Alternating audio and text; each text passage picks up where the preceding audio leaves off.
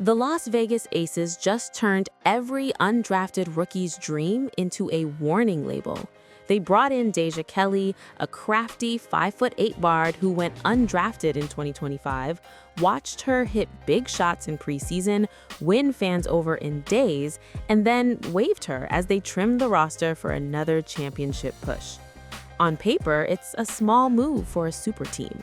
On the human side, it's a player who thought she'd finally proved she belonged, only to find out the WNBA's margins are even thinner than she imagined.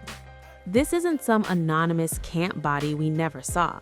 Kelly was visible. She had a moment. She hit a game winner in the preseason, delivered efficient scoring bursts off the bench, and did it all in an Aces jersey for a franchise trying to three-peat. In any other context, that sounds like the start of a breakthrough story. Instead, her name ended up in the same spot every cut lands: a line on the Aces roster tracker, a brief press note, and a flood of confused and angry fans asking why one of the few undrafted rookies making noise couldn't stick. To understand why that happened, you have to rewind to how Deja Kelly even got to Las Vegas in the first place. Coming out of high school, she was a big-time recruit and became a featured player at North Carolina, where she built a reputation as a tough shot maker and confident late-game scorer. Then she transferred to Oregon, trying to reposition her game and draft stock in a different system. She had the kind of college resume that, a decade ago, probably gets you drafted somewhere in the second round. But the modern WNBA draft is ruthless. Teams want size on the perimeter, multi-positional defenders, and players who can immediately fit specific roles. In 2025, 36 names were called. Deja Kelly's wasn't one of them. Going undrafted used to feel like a death sentence. Now, for a lot of players, it's a detour. Kelly's agent started calling around the league, and the Aces came back with something both exciting and brutally fragile: a training camp contract. It's technically a WNBA deal, but the fine print matters. Training camp contracts are short-term, non-guaranteed deals that let teams bring players into camp without committing to them for the season.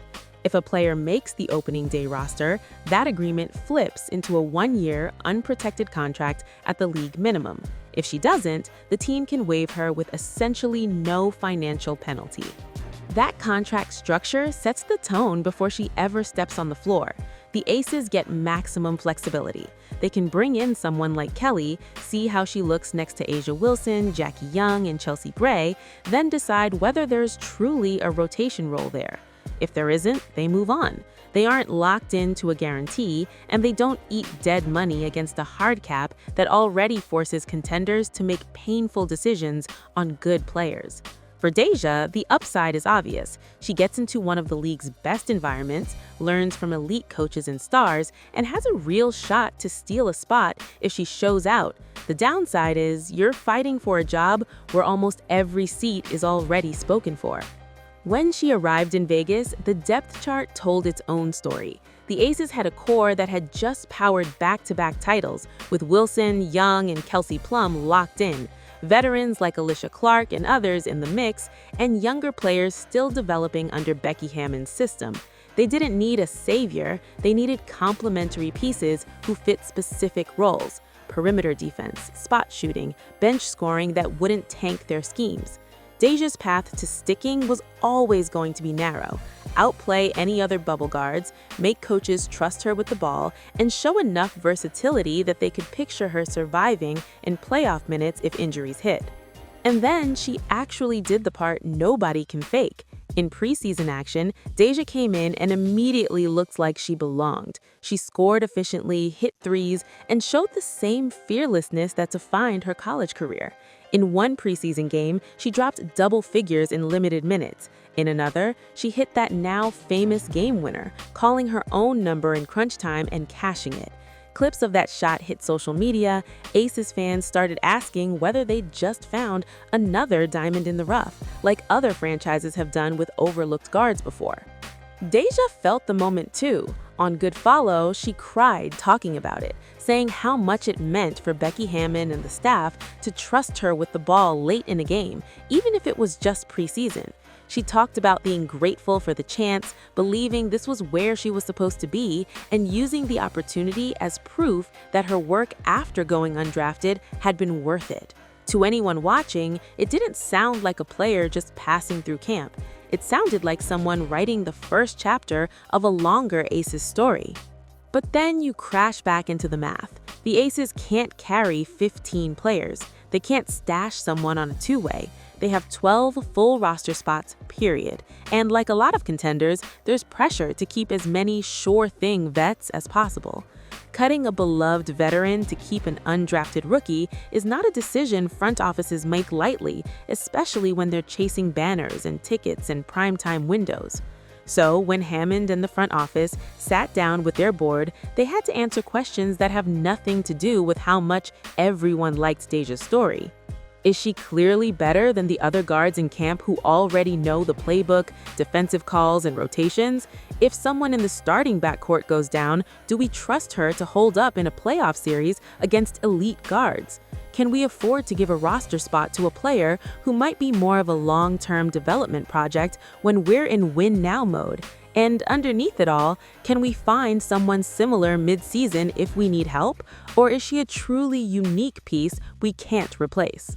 Those are cold questions, but the answers usually decide who stays and who gets waived. In Deja's case, the Aces decided they couldn't justify giving her one of those 12 golden tickets. Maybe it was a defensive concern. Maybe it was a we can't keep everyone numbers issue. Maybe another player on the bubble had more positional versatility. Whatever the exact mix, the outcome was the same. Despite her preseason impact, Las Vegas cut Deja Kelly as they finalized their roster. The reaction was instant. Aces fans flooded comment sections and group chats with confusion. How do you waive a guard who just hit a game winner for you? Why talk about believing in her and then let her go? From the outside, it felt hypocritical. From the inside, it was consistent with how the league operates. Preseason performance matters, but it doesn't erase years of scouting reports, system fit evaluations, and cap considerations. Teams have cut double-digit scoring rookies before because they needed size at a different position or couldn't afford to carry a full 12. So what does this actually mean for Deja Kelly's WNBA future? First, the mechanics. When a player is waived, other teams get a short window to claim her rights. If no one claims her, she becomes an unrestricted free agent who can sign anywhere. In 2025, we saw how quickly that process can flip for someone like Cheyenne Sellers, who was waived by the expansion Golden State Valkyries and then snapped up by the Atlanta Dream. Front offices talk, they share notes, and they watch preseason film. If another franchise loved what Kelly did in those Aces games, they now have a chance to slide in and give her the role Vegas couldn't. Second, there's the hardship contract path. During the regular season, when injuries drag a team below a healthy player threshold, that team can apply to sign short-term replacements through hardship exceptions. It's not glamorous. You're often flying in, practicing once, and battling for rotation scraps. But those 10-day or short-term windows have been the beginning of real careers. A player like Deja, who has already shown she can step into a system quickly and hit shots, is exactly the type of guard teams call when their backcourt gets thin. Then there's overseas. If the WNBA doesn't give her immediate traction, she can go to Europe, Asia, or Australia, sign a deal that might pay more than a rookie-scale WNBA salary, and play real minutes as a lead guard. Leagues in Turkey, Spain, France, and Italy, and China crave scoring guards and are willing to put the ball in their hands.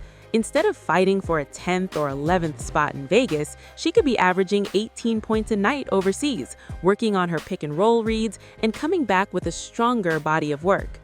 Then there's the long-term wildcard, expansion. The WNBA is already growing with the Golden State Valkyries and is expected to add Portland Fire and Toronto Tempo, which means 24 new roster spots that didn't exist when Deja Kelly went undrafted. Expansion teams tend to look for exactly the kind of player she is: hungry, inexpensive, battle-tested through tough situations, and capable of stepping up in big moments. If she keeps playing, stays visible, and shows growth, an expansion GM could easily circle her name as a backcourt piece to target. Emotionally, this moment hurts in ways box scores and cap sheets don't capture. Deja Kelly went from draft night disappointment to the relief of a camp call to the joy of a preseason game winner to the sting of getting waived by a team she'd poured herself into all in one tight window. She cried on camera, talked about believing she belonged, and then had to process that the league's most dominant team didn't have room for her right now. That's a lot for any player, let alone one just starting her pro journey. But her story isn't unique, and that's the point this video has to drive home. The WNBA structure guarantees that every year, good players get cut. Undrafted rookies and even drafted ones are constantly squeezed out by cap constraints, positional logjams, and the lack of development spots. Deja Kelly is just the latest face on a trend that has been there for years. You can do everything right in camp and still lose your spot to numbers you can't control. The real question isn't whether the Aces were right or wrong, it's what happens next. Does another team claim her or bring her in mid-season and give her the runway Vegas couldn't? Does she go overseas, build her game, and come back in a year or two as a more polished, undeniable version of herself? Does expansion turn her into a day-one rotation guard for a new franchise? Or does this cut, combined with going undrafted, push her toward walking away? If her reaction so far is any indication, she's not ready to quit. She's already talked about being thankful for the opportunity, learning from it, and staying ready for the next call. For Deja Kelly, this wasn't the story's epilogue, it was the first major plot twist. The Aces decided they couldn't keep her. Now, the rest of the league has to decide whether they're willing to let a guard who hit a game winner in Vegas and handled the fallout with that much grace disappear from the WNBA for good. This is WNBA roster roulette in real time. A game winner one week, a waiver wire named the next. For undrafted rookies like Deja Kelly, the dream is still alive. It's just a lot more complicated than a single preseason highlight.